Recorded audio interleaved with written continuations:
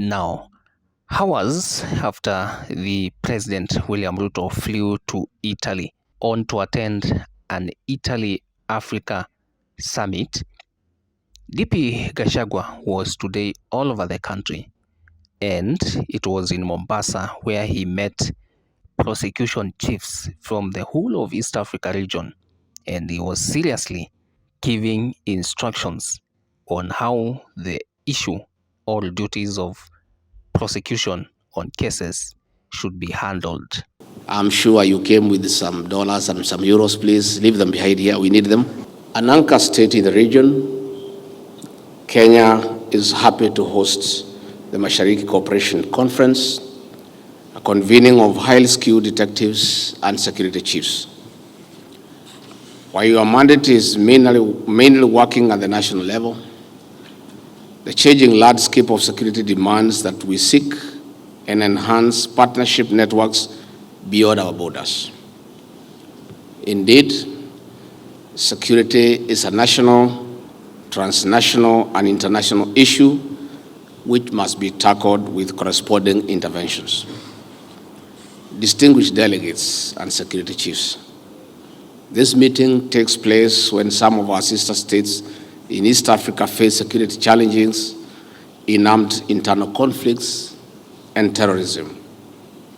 This is besides transnational organized crimes, including trafficking in humans, especially children, drugs, counterfeit goods, corruption, money laundering, wildlife trophies, among others. Armed conflicts are, among other issues, fueled by illegal trade in weapons across our borders. Terrorism and religious extremism are taking root as radicalization cells also grow. As technology advances, crimes and other forms of insecurity have gone high-tech, therefore more complicated. These and other security challenges threaten national development agendas for socio-economic transformation towards the Africa we want, as outlined by Agenda 2063 of the African Union. Security concerns are a threat to Africa rising. Besides achievement of sustainable development goals as envisaged under Agenda 2030, Africa is without doubt the continent of the 21st century. But insecurity, if not strategically and decisively tackled, may derail the vision of transforming the lives of our people. I cannot emphasize more on why security is key to a better, brighter, and successful region and Africa as a continent.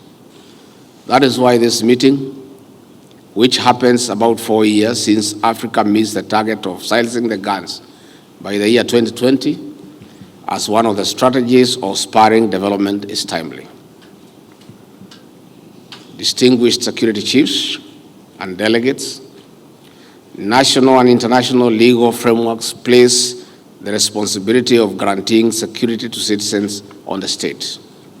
But such frameworks, especially in Africa, may not clearly outline collaboration and cooperation at interstate and regional levels. The National Intelligence Service officers are an essential component in collection of evidence-based information for action by other state agencies. In an environment where networks of criminals have gone regional and global, national intelligence services cannot be left behind. You have to be ahead of the game. That is why this conference on harnessing opportunities to address the common threats for a peaceful and prosperous region offers a moment for networking and building joint strategies. As a region, we have all borne the brunt of insecurity when our neighbors are troubled. Trouble anywhere in our region is trouble for everyone. That is why we must work together to address security threats. Distinguished delegates, in particular, at this convening, we have an opportunity to review gaps and threats in security matters from traditional spaces in digital platforms which have made crimes more complex. Digital spaces have become playgrounds for recruitment and radicalization, money laundering, and trap points for homicides and other cybercrimes, sadly as recently witnessed in Kenya. Esteemed delegates, this calls for strengthening of the capacity of officers in digital skills.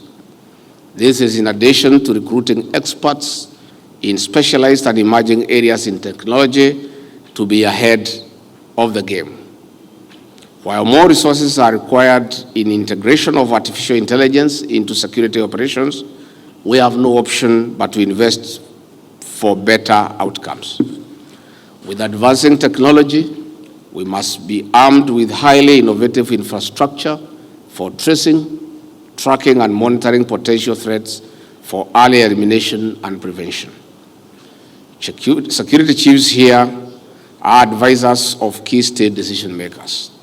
Your work must inform legal and policy actions for sustainable security solutions. We are ready to receive guidance on best and most productive strategies of integrating technology for enhanced security.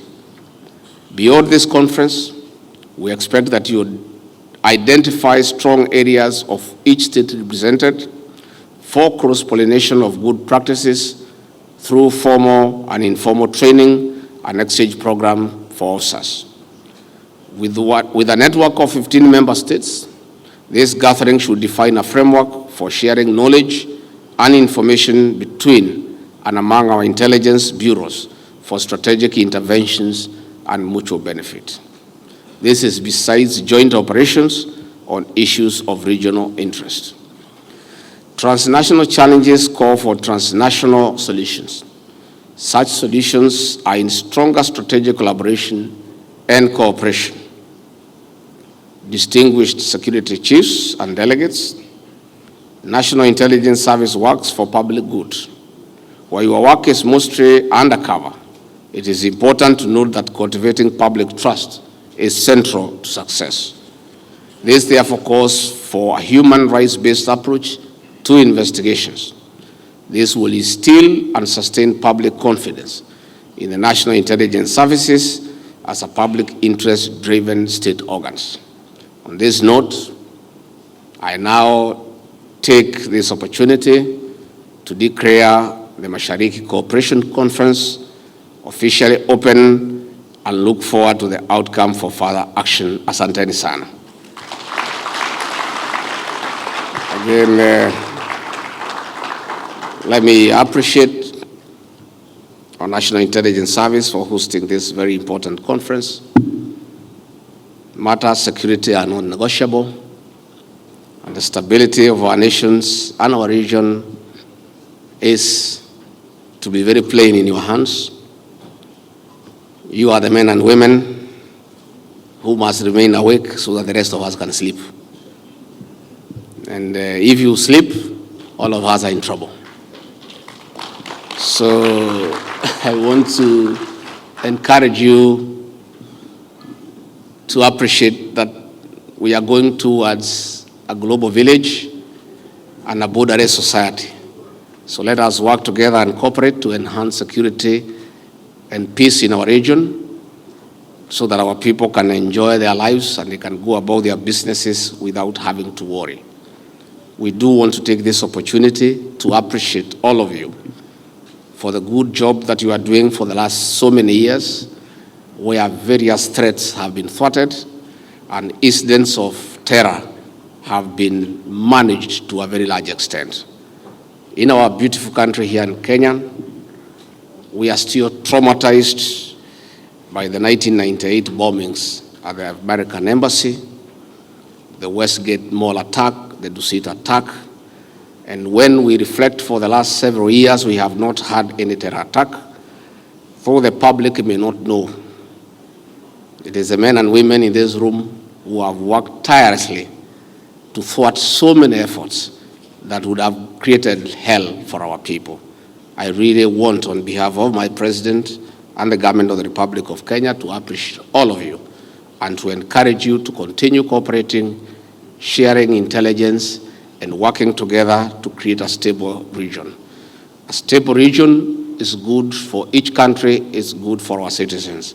And I'm sure at the end of this conference, you'll create good mechanisms of sharing real-time intelligence so that it can be useful to assisting the other state organs dealing with security to deal with threats from terrorism and other crimes, organized crimes that are part of our continent and the world. Finally, before I finish, I take this opportunity to assure our National Intelligence Service here in Kenya of our continued support as a government to provide to you adequate resources despite a very tight monetary space. We'll continue according to the necessary support, because if we don't, we will not be able to enjoy all the other economic programs we are working on. Security is prerequisite to development, is prerequisite to everything.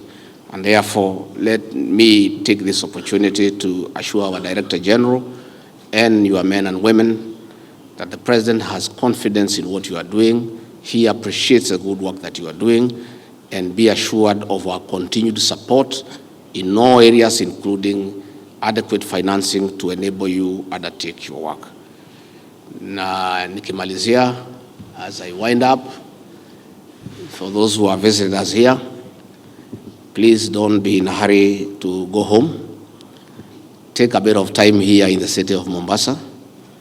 I'm sure you came with some dollars and some euros. Please leave them behind here. We need them. If you can spend some time here in Mombasa, we have very exotic beaches. We have nice hotels. We have hospitable people. And since you work so hard, take advantage of being here in Mombasa to spend 2 or 3 days on holiday and leave us some foreign exchange here. It will be useful for our country.